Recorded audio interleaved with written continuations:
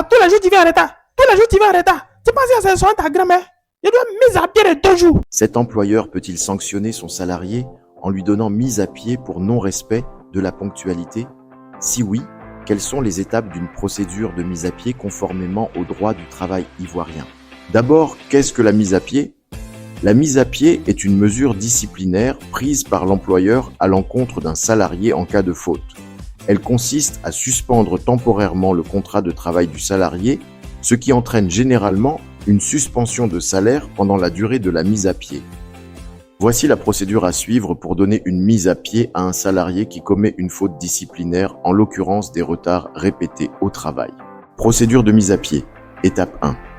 Les sanctions disciplinaires sont prises par le chef d'établissement ou son représentant après que l'intéressé, assisté, s'il le désire, d'un délégué du personnel, aura fourni les explications écrites ou verbales. Lorsque les explications sont verbales, elles doivent faire l'objet d'une transcription rédigée par l'employeur, contresignée par le travailleur et les délégués ayant assisté les parties. Étape 2. Signification de la sanction de mise à pied. La sanction est signifiée par écrit au travailleur et une copie de la décision est adressée à l'inspecteur du travail, accompagnée d'une copie des explications du travailleur. Respect des délais. Préalablement à toute sanction, le travailleur doit pouvoir s'expliquer dans un délai de 72 heures à compter de la réception de la demande d'explication, soit par écrit, soit verbalement.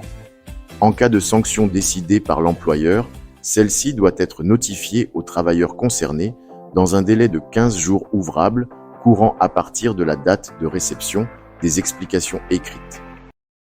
Ivoire Juriste, vous informer sur vos droits et devoirs, notre mission. Pour toute demande de formation à la pratique du droit ou conseil juridique, veuillez nous contacter au numéro qui s'affiche à l'écran.